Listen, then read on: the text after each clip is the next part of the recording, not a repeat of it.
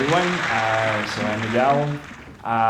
So I'm a PhD student by day, and I hustle as a poetry slammer or open mic performer whenever I can. So as Daniel mentioned, a lot of the topics that I try to talk about tries to look at the intersections of race, immigration, and mental health, because it also comes from the experience as a scientist in progress, where more often than not, we move from one country to another, we get exposed to a different place, and all those issues involving immigration, race, and whatnot comes into play on top of the science that we do. I mean, a lot of our important scientists who won the Nobel Prizes were immigrants as well. So I've prepared a set of some poems that I'll try to perform and hope you like it. So let's try. I'll try to start with the first set, which is, some of my poems, they try to look into, or some of the topics alludes with themes or metaphors with space, with astronomy, and so on and so forth. In fact, a lot of the poetry that I write, it's also, so it's, so you'll see. Right. So this piece is called Time Travel. We remember the future as if it was a most recent dream. It didn't happen, though it was real. I'm not sure why we dream, but I'm sure I was dreaming infinities of time. I remember the space I grew up in, from a star to a supernova. Gas giant expanding, lung capacity, explosion of hues from red to blue, open while eyes closed and heartbeat cooed. I recall folding a million particles inside my mother's womb. My grandmother taught me well how to iron clothes and fold them into a fabric of space-time. We should know we were a universe after all.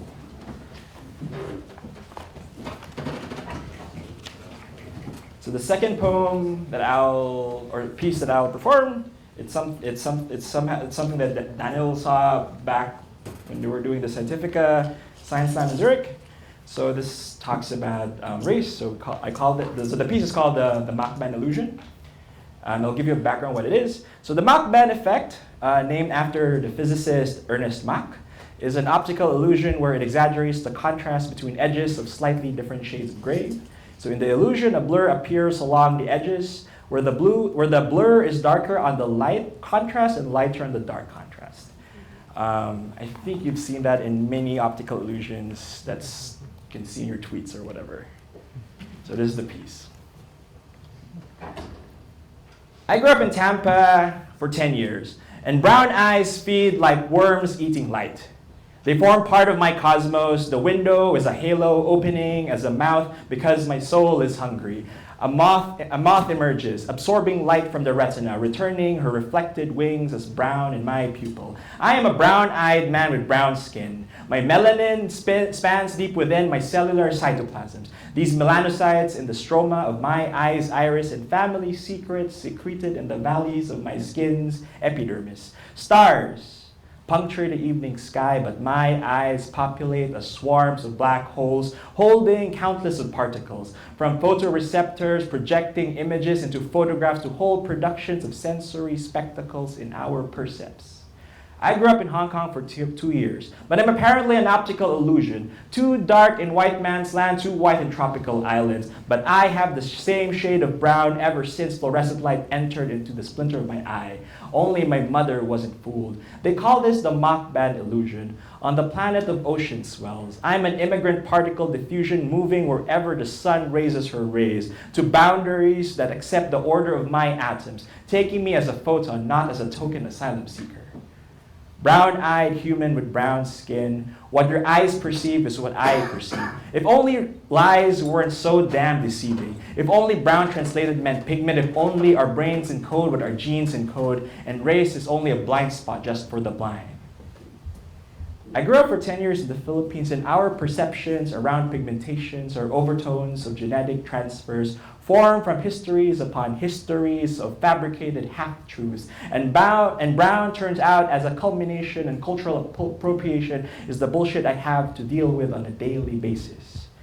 My limbs and ligaments are limited edition encoded not by my genes, but in mainframe screens of a census. There is censure when they drew the caricature, equation reduced form as an immigrant boat person from Vietnam, Latino, Filipino, Pacific Islander, born of sin, this brown color melanin. So imagine this scene. Pupil of my eye is a pupil learning throughout life that melanin is noteworthy as not worthy to be worn by any human being born with a pair of eyes and skin.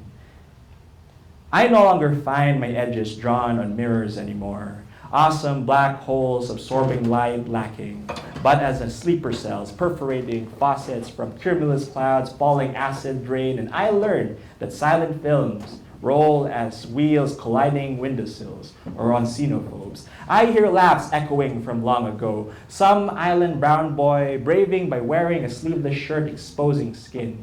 Because melanin should be covered with glutathione and bleach. Melanin, when you're on a beach to get a tan, is now a euphemism for racism.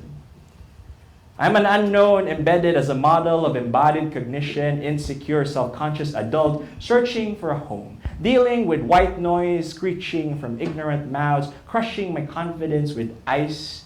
They crash my irises with blinding light, binding my hands with handcuffs. Sipping Swiss chocolate milk, melanin filled the glass but paled when the drink that vacated to fill missing gaps of pigment along my brown body. It's not my fault my genes worked so well to endow me with brown wealth of Swiss chocolate. I'm a mock band illusion marching as a bandit, too difficult to overcome, too easy to undermine. Jane Elliott said not to mind those blue eyes in class, but I wake up as genocide with a social class randomly drawn from my brown genetics. I'm dissonance of conflicted contrasts as East meets West encode my double helix. I have the imprint of immigrant as phenotype, the imminent stereotype of hard work electrifying the night as an electron giving home a light. Who fixes the light bulb above your head? An immigrant, resistance of sheer existence, sitting beside prejudice in a pub, drinking beers, listening to hymns, shit the wooden floor. I press his face on the walls, asphalt or concrete, but a cigarette saved me from wasting my knuckles because I wanted to breathe. Like you, our bodies guard our written genetics recipe, locked in cupboards of cells. Wirings and our neural circuitry overlap in histories upon histories of evolution and immigration bound as Polynesian stick charts, crossing along ocean swells and my father's hippocampal place cells. I am an optical illusion, brown-eyed, brown-skinned, spilled, spoiled with melanin treasures, tanned by my tropical islands. I am carbon, water, and ambition, trembling the earth's ground, roaming with my toes, searching for black holes that once belonged to my mother.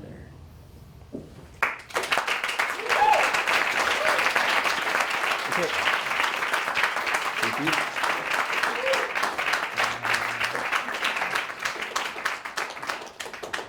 So, apart from race, mental health is also like an issue that a lot of grad students face on a daily basis.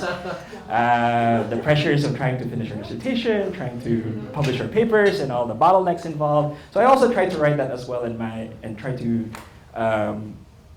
point at the importance of it as well. So here's one piece.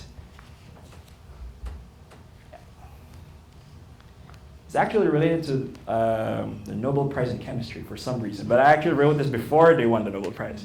So the piece is called Lithium, If Only. Lithium.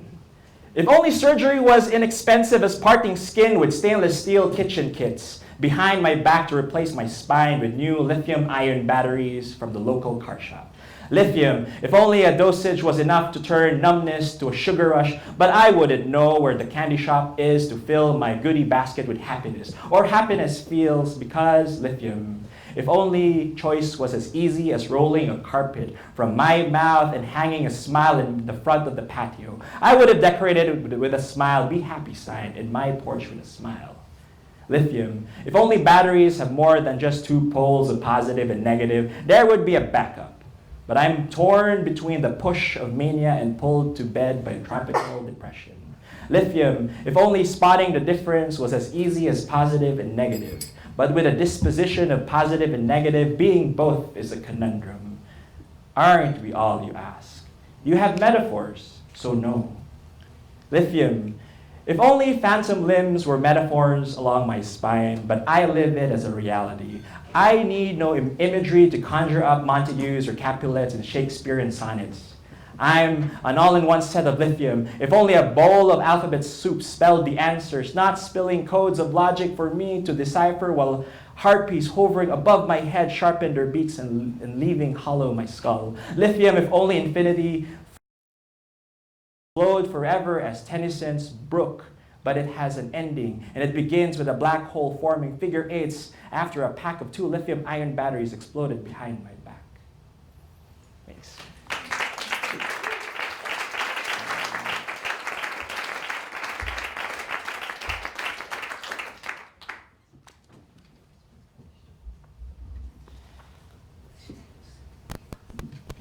Yeah, so back in 2012, the Pulitzer Prize for Poetry was won by Tracy K. Smith. I don't know if you know her. Tracy K. Smith was the immediate past U.S. Poet Laureate. Apparently, the U.S. has a Poet Laureate that's appointed every 2 years. And her piece in 2012, her collection in 2012 that won the Pulitzer Prize was called Life on Mars. The collection was actually a collection of, it was somehow like an elegy. It was largely dedicated to her father, Floyd William Smith. If you didn't know who Floyd William Smith was, so he was one of the engineers of the Hubble Space Telescope. And when he died, so basically, she wrote these collections of poems in dedication for him. And apparently, that collection ended up giving her the Pulitzer, and yeah. So this one, this piece is somehow dedicated to my grandmother, largely because she was sick for about a year ago, and to some extent space is always, the uncertainty in space and basically the things that you see up in the sky, they do inspire you in one end to another, that despite the uncertain void that exists in space, there's those things.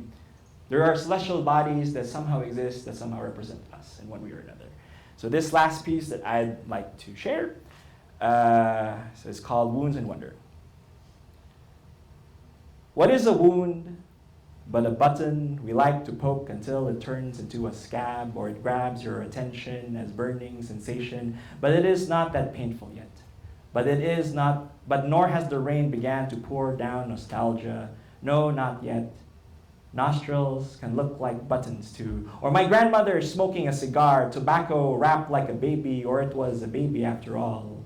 Blessed incense in a manger. That is how I imagine Mary's wound perfume perforating the smell of sawdust, rainwood, and the future of her firstborn child hanging with body cross-legged. The wound dangling like loincloth, bloodstained murmurs of the earth about to cry, or lies lining the sound of gossip. Words can wound too, and the world is a button in outer space, a life form poking the universe as an itch. We signal messages that we exist, but wounds deflate every inch in space-time as a scab. Then aliens forget we were once a floating comet. Thank you.